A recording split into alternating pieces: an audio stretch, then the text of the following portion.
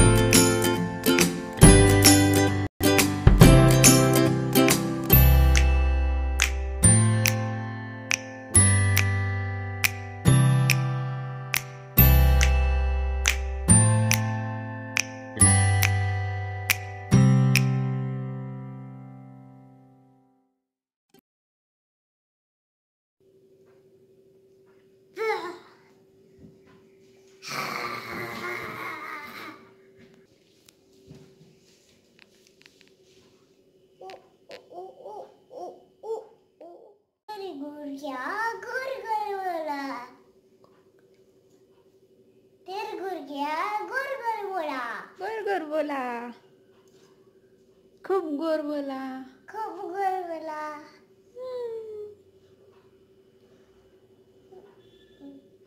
आता